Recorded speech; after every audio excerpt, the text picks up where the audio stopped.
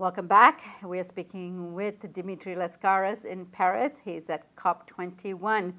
And he was just at a press conference today with the Canadian Environment Minister. She's newly minted as such. And if you watch our first segment, you'll see Dimitri's question and answer she gives. But now we're going to continue with two other colleagues of ours who was there, and that one of them is Carol Linnit of DeSmogCanada, who is a guest on the Real News Network and got to pose a question to the minister, Catherine McKenna. Here she is. Hi, Carol Linnit from DeSmogCanada. I'm wondering if Canada has any intention of joining the High Ambition Coalition with the US and the EU that was announced yesterday. Sorry. Can you be a little bit more explicit? Yeah, I think it's news to a lot of us. Just yesterday in the UK, there was a story about a high ambition coalition, Pacific countries, Caribbean, more than 79 countries, including the EU and the US, had announced 8 goals that they'll be working towards. And apparently it was a secret sort of group that had been forming. And I wondered if Canada, was playing a role in that conversation.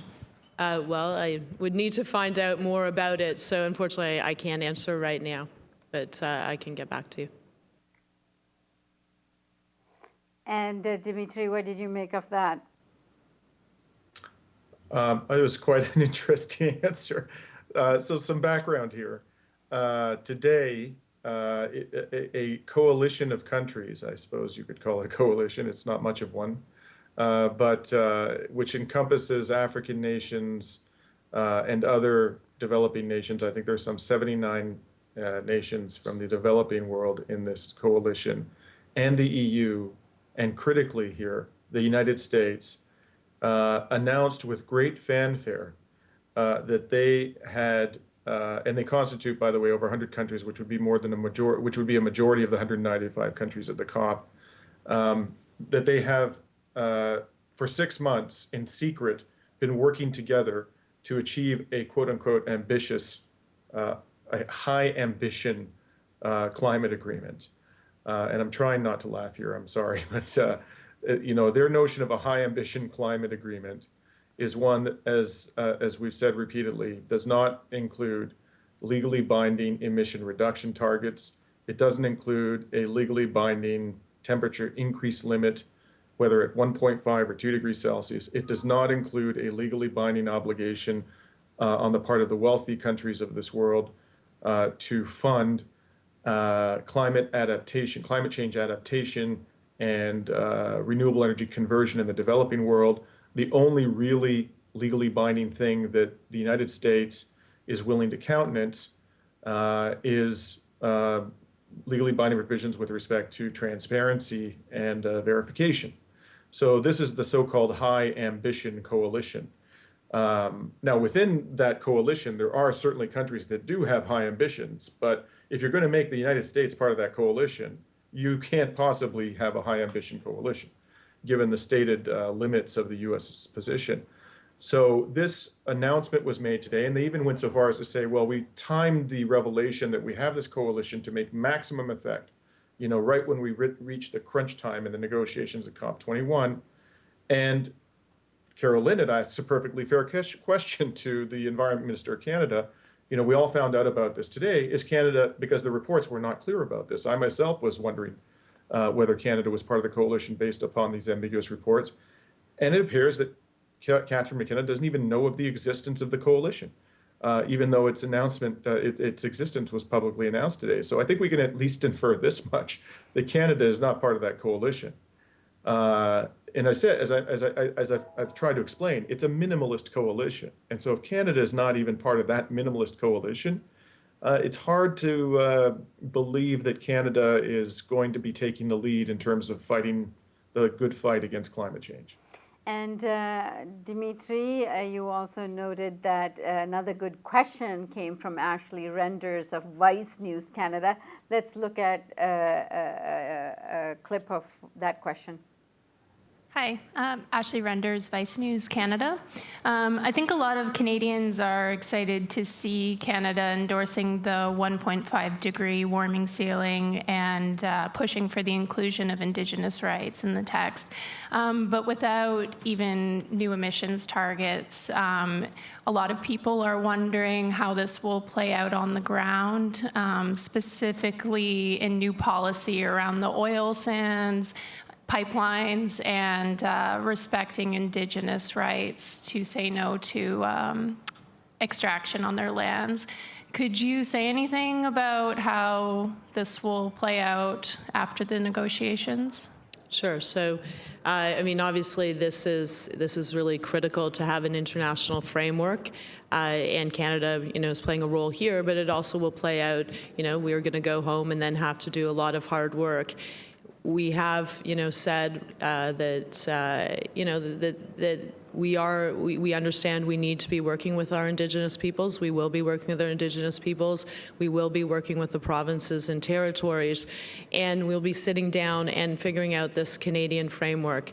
And so the same principles that we were promoting here when it comes to Indigenous rights, when it comes to recognition of the role of the provinces and territories, will play out at home. As soon as we get home, I mean, I'm already having discussions here. I've had many discussions with Indigenous leaders, including this morning, and we are pushing language in the text. And I had a breakfast this morning with premiers to talk about exactly these issues. What are we going to do? How are we going to make progress when we go home? But what's really important, and I can't emphasize this enough, that it's not just about having a target. It's about having a plan and concrete actions to get there. And we owe it to Canadians to do it in a proper way, which means sitting down with the provinces and territories, with Indigenous leaders, to look at how we're going to make progress. And we've been clear we are going to have a price on carbon. We are going to reduce our emissions. We are looking at how infrastructure, we have a green infrastructure plan, how all these pieces come together, because we will go back and we will do the hard work to ensure that Canada does its share to move to a low carbon economy. Well, Dimitri, I think she's had a lot of media training on what not to say. I don't quite understand or could decipher what she exactly said there. Can you? Well, let me say something about Ashley's question. Ashley, I think, was asking a question, essentially the same question I was asking, but from a different angle. Both of us were trying to confront the minister on the contradiction, the obvious contradiction between the rhetoric of the government and its commitment to expand the tar sands and build pipelines to facilitate that expansion. There's a clear and undeniable contradiction here. You can't reconcile it with the science. Ashley's question came at it from the angle of Indigenous rights. I came at it from the angle of the scientific literature that shows that we have to leave the majority of the fossil fuel reserves in the ground. But ultimately, we were asking a similar question, and the answer was remarkably similar. And I have the sense, when I heard the answer to those questions, that Catherine McKenna, frankly, has a series of talking points, and she's going to regurgitate those talking points whenever she's asked about this contradiction, the contradiction between the government's commitment to the tar sands expansion and its stated commitment to be a leader in the fight against climate change. And one thing that I found particularly interesting in the similarities between the two answers that she gave to my question and to Ashley's question, the minister, is she kept talking about a low carbon economy. We don't need a low carbon economy. We need a no carbon economy, and we need it by 2050. And this government has shown no indication whatsoever that it is committing or will ever commit to a no carbon economy by 2050, because that would mean exactly what the government apparently doesn't want, which is you're going to have to scale down the tar sands real fast. You can't be supporting the construction of pipeline infrastructure and the expansion of the tar sands facilitated by that pipeline infrastructure when you're trying to get the country to a no carbon economy within the next 35 years. Can't do it, ain't going to happen. And that's the contradiction that this government can't explain or resolve away, or the talking points are simply not going to make that contradiction disappear, unfortunately. And yet, Dimitri, it was in the media and it really took off like wildfire in Canada that the Canadians are now supporting a 1.5 degrees Celsius cap in terms of emissions. What's the contradictions here? You know, the expectations of Canadians have been so beaten down by Stephen Harper that it doesn't take much to get them excited on the climate front. And not just on the climate front, there are other fronts as well where, you know, this government is benefiting, in a sense, the new government, from the low expectations that have been created. You have to pay very careful attention to what this government is saying. And I think people just need to put Stephen Harper out of their mind at this stage. The standard should not be, how does the current government compare to Stephen Harper? Because if that's the standard, we are in big trouble. Stephen Harper, on the climate issue in particular, was a complete and utter disaster. The standard should be, how do the aspirations of this government compare to the scientific demands? That's the standard. Whatever Stephen Harper did at this stage is a complete and utter irrelevancy. It's a historical fact that has no bearing upon what we ought to do now, other than he has basically dug the hole so deep that we need to take really dramatic action really fast. And if you measure this government's actions, its actual actions and policies, against the demands of the science, it's scoring very poorly, in my view. There's no other conclusion you can come to. And the media needs to be doing a better job in Canada of exposing that reality, because we just don't have a lot of time here. All right, Dimitri, we look forward to your report tomorrow. We'll try to unpack the latest draft. Thanks very much, Army.